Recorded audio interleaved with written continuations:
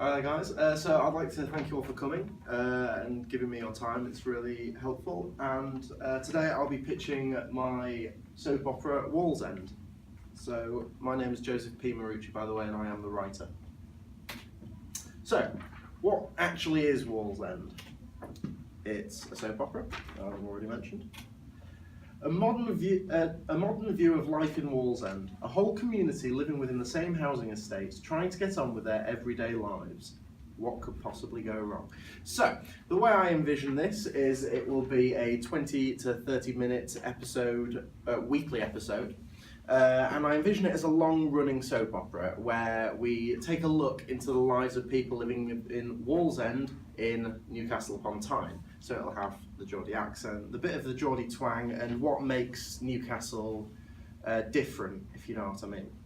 So episode 1. This is the one that I have written as part of this project. So new pub owners move into the town, raising the question, what happened to the old owners? How will the regulars adjust to this strange news? So the previous pub owners have left, and no one knows why. No one has ever heard of them talking about moving, and it's a bit of a mystery. So there's new pub owners, and they have moved into the pub which they've called the Hadrian's End. And everyone's finding it a bit difficult to adjust to this news because they feel a little bit betrayed by the people who they had a great relationship with, suddenly getting up and gone, and they haven't even answered their phone all day, and everyone's a little bit confused, and they're not exactly treating the new pub owners with the respect they deserve. So it all gets a bit sort of muddly, and there's different sort of things going on with the adjustment. So the pub owners, there's husband, wife, and a daughter. And the daughter is 18, you know, she's just sort of getting her feet on the ground. She's just moved from Leeds, and she's left all her friends behind, and she's actually met this boy that her parents don't approve of. So there are other things sort of going around, but it's not a great first day at the new pub. So, and cut, but not the recording, thank you. So, I will be playing for you this, which I just realised I probably should have loaded before doing this, but this is just a short clip. This is just a short clip. Now I must warn you, this isn't the music that would be used, but I just had to use something to fill in the awkward silence. I'm still waiting for the music to get back to me, which should be here in a couple of days. But this is the intro, or the proposed intro at least, of WallsEnd. And it will also carry on into a scene, which is in your handouts if you would like to follow it. So, I will play this for you.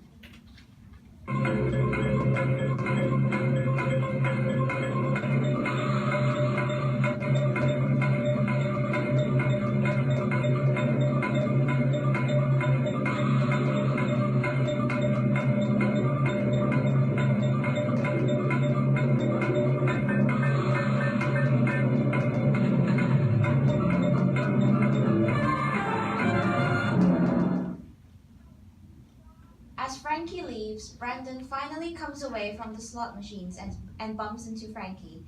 Frankie then hurries to the door. Pint of Carling, please. Hello. Finally getting a drink, are you? No, not that I'm bothered.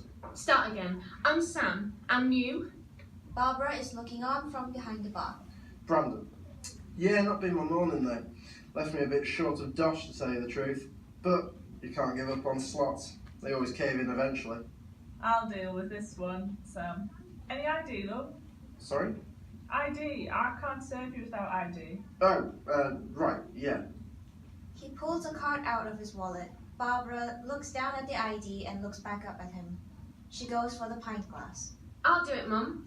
Tell you what, first round's on the house. All right, champion. Sam, don't forget the rules.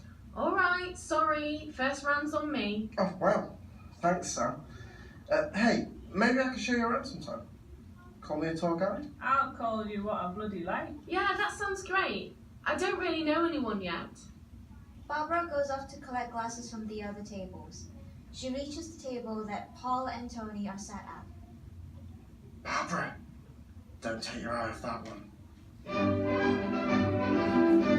Obviously it wouldn't be the archers playing, however I just needed a suitable end. So that is about sort of midway through the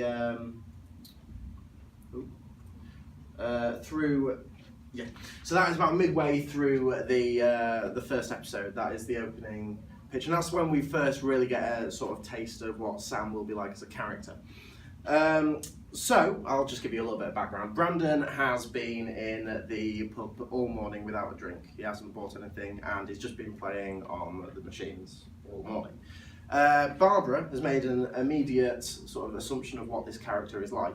Her assumption is correct, however Sam has sort of been eyeing him up all morning. We've seen little glimpses of it, sort of, but nothing, all quite subtle. And this is the moment where the two sort of meet, where he finally, after hours of playing on the machines, comes to get a drink. And Barbara notices the flirting straight away, the back and forth. And she doesn't like it.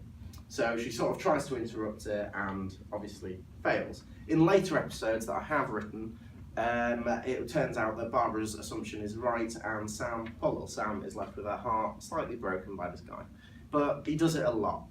So, and he's well known for it. So, why is this different? Why, we've got Corrie, we've got EastEnders, why do we need another soap opera? Well, I'll tell you. This soap opera is specifically designed by geographical location.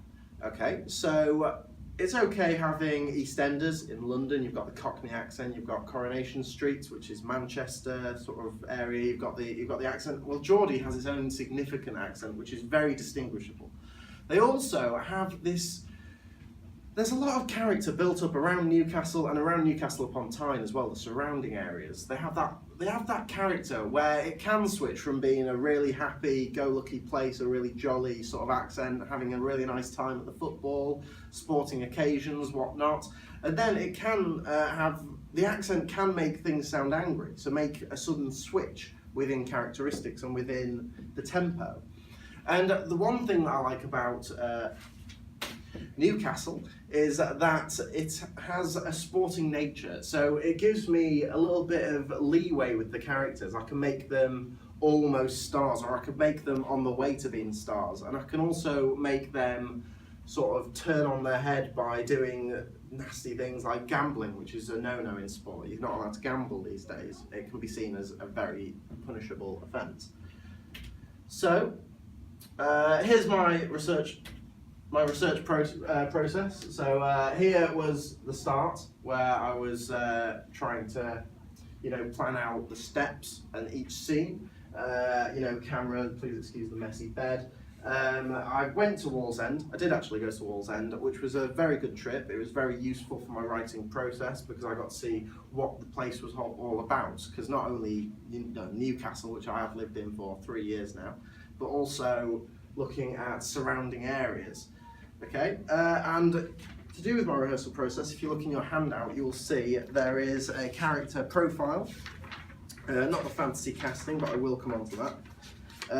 A character profile, so we'll have a look at Brandon because he is the one that you just heard in the clip. Here is Brandon Ellis, a good-looking, easy on the eye, tall, muscly hunk of the town. Though this character may look like a god in the sky, he is nothing but bad news. He is the serial cheat of the town, moving from one young, impressionable woman to the next. He always seems like one thing when you first meet him, and it takes a few weeks to discover the true him. So there is a bit more, it talks about his background, about him having a chance at Newcastle United, but blowing it due to bad attitude. But he's a tall lad. If you go into the fantasy casting, which is just 2 pages away, I'm not suggesting that we do hire Troy Bolton, but Zac Efron, sorry. But that's the kind of character I'm going for. So it's quite a tall, athletic, bit of hair to play with, someone who can go from sort of raggy and a bit messy to someone who can dress up a bit, who can sort of, make a woman's heart melt. That kind of character. So that was through the rehearsal process. And when I went to WallsEnd, I came back and I drew out a map, a world. And this is that world. So I'll just explain it. So these are the houses of different families and characters. You'll notice there's 2 Parkers there. That's because that one's the grandma and that one's the family, the main family. So how I've designed this specifically so then when it's sort of like a horseshoe. It's like an L, isn't it? So as soon as they walk out, they're by each other, and they've sort of got this sort of claustrophobic response to being in such a small area. You know, as soon as you walk out, you're on Mr. Swimmer's driveway. As soon as Mrs. Parker walks out, she's on Benson's driveway. They're all sort of a bit too close and a bit too, you know, together, and that can sort of get into stepping on each other's toes. You also have the school in that direction, and Hadrian's End, which is where the pub owners actually live. You then have the main road, and it's not actually on there, but the metro would also be over there. I don't know if anyone's ever been to WallsEnd, but there is a bridge which makes for quite a good place for drama. Because when I actually went to WallsEnd, there was a little argument between two people, sort of a shouty argument. I think it was joking, but I didn't get involved. And anyway, they were calling it. I won't say exactly what he said, but we called him a South Bridge W. So I thought that was quite nice that they have a little bit of tension between who's on north of the bridge and who's on south of the bridge. I thought that could create quite a nice sort of, I don't know, like a gang kind of complex.